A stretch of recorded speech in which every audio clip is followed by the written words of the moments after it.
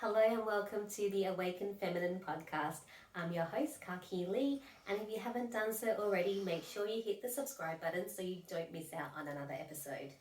Today's topic is inspired by a conversation that my husband and I had with our 5.5-year-old daughter recently at our dining table. The conversation goes like this: Evie, you need to stop saying I can't. And Evie's response, why? So the conversation obviously did not go too well, and she is only 5.5, so we'll keep trying to instill that into her. But the reason we said that to her was a podcast that my husband had recently listened to between his mentor, Rob Dial, and Matthew McConaughey. And I know that the two words I can't is not good to have in your vocabulary. But when my husband heard that podcast, he said to me, we need to instill that into our kids as well, because it is absolutely crucial and important. So why is it so important to stop saying I can't? The thing is, when you say I can't do something, you are telling yourself that you are not good enough to do something. And it becomes a bit of a mantra. When you say, I can't draw, I can't draw, I can't draw. Well, sure you can. Anyone can draw. You can just pick up a pen and start scribbling, and that is drawing. So whether drawing is good or bad is really up to someone's perception of it, right? But when you keep telling yourself that you can't, you're programming your mind to believe that you can't. Yeah? And who's the person that says you can't? Ultimately, that is you. And when you say I can't, you are relinquishing yourself from all responsibility of being able to do something. You are making yourself a victim to your circumstances or to your beliefs, to things that are outside of your control, inverted commas, right? So when you say I can't, it's really disempowering. It's an excuse, because really, you can do anything if you want, put your mind to it, if you put the work in, if you put the effort in, if you go out to find out how to do something. And even if you can't do something, how can you make it work, right? So, for myself, when I first started my podcast, I had no idea how to start a podcast, right? I can say, I can't do that. I can't start a podcast. But what do? I asked my coach, how do I do it? And she gave me tips, and then I kind of worked things out, and through collaboration, I worked out how to start a podcast, right? And now I've had people ask me how to start podcasts, and because I've learned how to do it, and they've seen me do it, and I still have my podcast, right? So there's nothing that you can't do. It's whether you choose to do it or not. And that's the thing. When you say I can't, I told you you're relinquishing your responsibility. But when you say I choose to or choose not to do something, that means you're making a conscious decision, right?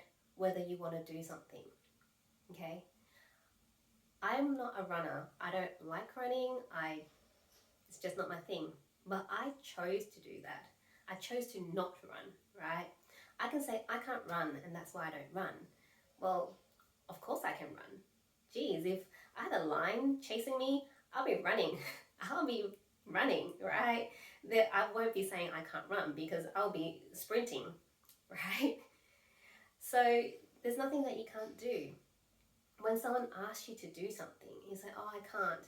Well, it's not that you can't. Really, if you want to do something, you can drop everything you're doing and help that person who's asked you. But you choose not to, because what they want you to do is not a priority for you, right? So you say, I can't. But really is I choose not to.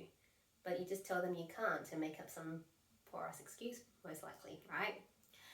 So a lot of times it is our own selves that is disempowering ourselves through judgment of ourselves, of feelings of not good enough, because we don't think we can draw as well as someone else, or sing as well as someone else, or do whatever it is as good as someone else. So then that's when we tell us, I can't. It's like with my podcast. Well, I can say I can't do it. If I start comparing myself to other people and the results, I'm like, I can't do what they do. But you can, right? You just need to put in the work and keep believing in yourself and build that resilience and that muscle to keep doing it. And if you really don't know how, ask for help.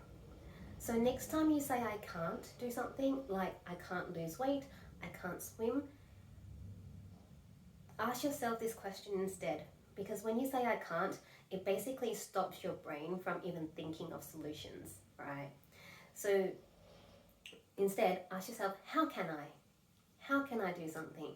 Because when you ask how, then your brain will start, you know,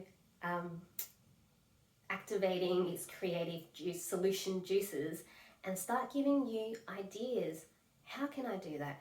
Oh, I want to run a marathon. I can't run a marathon. Actually, how can I run a marathon? Okay, maybe you need to wake up early to train every day. You need to start jogging, 10 minutes a day and then build up to however, long your marathon is. I'm not a marathon person, obviously, so probably not a great example, but you get the gist of it, right? Or if you love to draw or you want to draw and you keep telling yourself, I can't draw, this person draws better than me, I can't do what they're doing. Well, ask the question, how can I improve my drawing? Maybe you need to take an art class, maybe you need to buy a book, maybe you need to ask for help from someone that you know, right? There's never an I can't. It's just whether you choose to do it or not, right? And so next time when you say I can't, ask yourself, how can I? And then if you choose not to do something, then just say, I choose not to do it, or this is not a priority right now, and feel how powerful it is to actually make that conscious decision rather than being the victim and not being in your power. So that is all from me for this episode. As always, if you feel anyone will benefit from this episode, please share it with them. And as always, I love you, I believe in you, and remember to always spread love, joy, and kindness wherever you go.